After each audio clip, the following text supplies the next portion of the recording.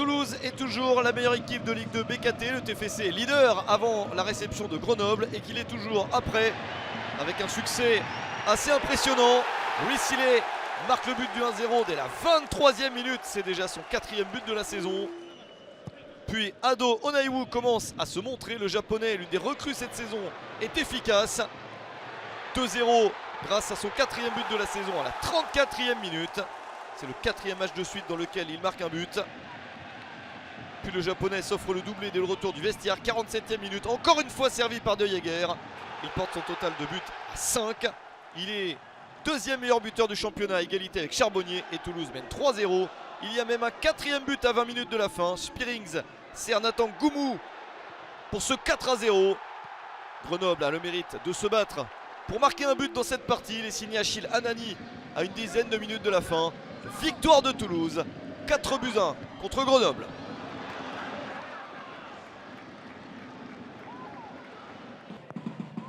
Bonne performance également de l'AC Ajaccio, non content d'avoir gagné un match en retard 1-0 contre le Paris FC quelques jours auparavant. Les Corses enchaînent sur le terrain de Rodez. Un succès 2-0 grâce à un but de Bevik Moussitioko. Puis le Congolais devient passeur sur le but du 2-0 pour servir Riyad Nouri. L'AC Ajaccio est toujours invaincu. Ça fait 4 victoires sur les 5 derniers matchs pour l'équipe corse qui s'impose donc 2-0 sur le terrain de Rodez.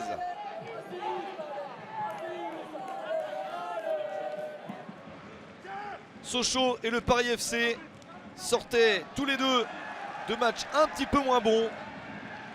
Pourtant, c'est un match au sommet entre le 6e et le 4e. Et c'est Sochaux qui s'en sort le mieux. Superbe mouvement collectif conclu par Aldo Kaloulou. Le 1-2 avec Mauricio est victorieux. Le Paris FC a quelques bonnes situations dans cette partie, mais ne parvient pas à marquer. Et Sochaux double la mise à 4 minutes de la fin. Maxime Bernauer marque contre son camp. Belle victoire de Sochaux, 2-0.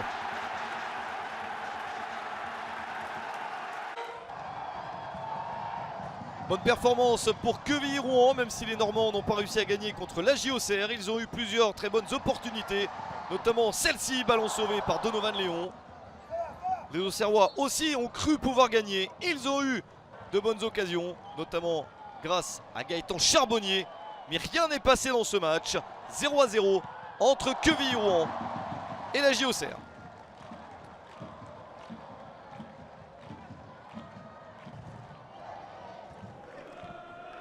Pau a bien débuté sa rencontre face à Valenciennes, des Palois qui envisageaient une 4e victoire consécutive. Romain Armand fait presque tout le travail et Benézer Assifua réussit à conclure à la 14e minute.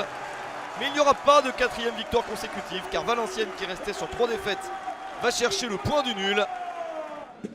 Contrôle exceptionnel sur ce but de Gaëtan Robaille pour servir ensuite Sambou Yatabaré. Yatabaré n'avait marqué qu'un seul but dans sa carrière en Ligue 2 BKT. C'était sous les couleurs de Monaco lors de la saison 2011-2012. Il en met un autre ici pour un score de 1 but partout entre Pau et Valenciennes.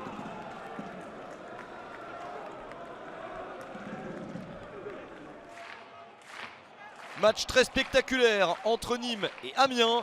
Les Nîmois débutent de la meilleure des manières avec le service de Sainte-Luce et le but de Yacine Benraou dès la 16e minute. Sainte-Luce passeur tout à l'heure et même buteur ensuite pour un 2-0 avant la demi-heure de jeu. Premier but en Ligue 2 BKT pour Théo Sainte-Luce. Nîmes qui sort de sa première défaite de la saison est bien lancé vers la victoire. Mais Amiens revient à l'heure de jeu avec Aliou Badji pour son premier but en Ligue 2 BKT. Les Crocos doivent donc repasser à l'attaque. Très joli mouvement qui voit Patrick Burner servir Moussa Koné à un quart d'heure de la fin. Ça fait 3-1. Les Amiénois ont de la ressource et réussissent à la 89e minute à revenir à 3-2. Le tir de Xantip et le but de Jacklan.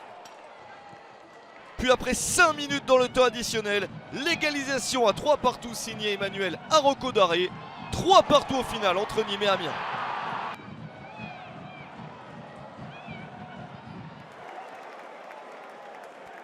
Match très disputé entre Bastia et Caen. Les Bastiais trouvent la solution avec cette tête très astucieuse. Elle est signée Benjamin Santelli dès la 13e minute, bien servi par Salamonge. Un but intelligent qui permet aux Corses d'envisager une première victoire à domicile cette saison. Mais les Canets y croient jusqu'au bout et réussissent, suite à cette situation confuse dans la surface, à obtenir un pénalty dans le temps additionnel de la partie. Un pied haut selon l'arbitre, un geste dangereux. Et Alexandre Mendy réussit à marquer son 6e but de la saison sur pénalty. Il est seul meilleur buteur de Ligue 2 BKT. Et Caen arrache le point du nul, un partout entre Bastia et Caen.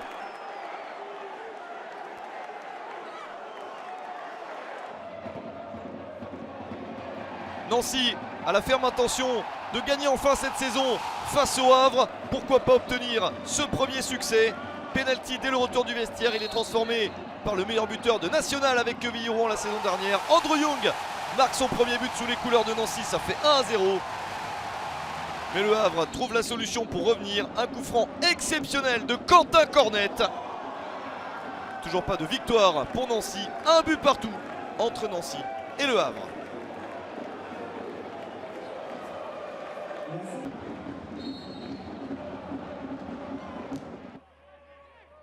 Niort n'a pris qu'un point à l'occasion des 3 derniers matchs et montre que la volonté de gagner est bien là, surtout avec un mouvement collectif de qualité pour marquer le but du 1-0 dès la 15e minute. Bilal Boutoba conclut après la tête de Louis Serre pour le servir. Les Chamois sont bien partis et Guingamp n'arrive pas à grand chose dans ce match. Passé l'heure de jeu, les Niortais réussissent à aller marquer le 2e but. Encore Bilal Boutoba, personne ne touche le ballon. Boutoba s'offre le doublé et Niort s'impose 2-0 contre Guingamp. Dernier match, celui entre Dijon 18e et Dunkerque 19e. Les Bourguignons ont gagné le match précédent contre Bastia 2-1 et ils semblent vraiment lancés car ils obtiennent un 2e succès consécutif. Le but de Mickaël Le Bihan, son 2e de la saison, lance son équipe. Puis Senou Koulibaly porte le score à 2-0. Victoire de Dijon 2-0 contre Dunkerque.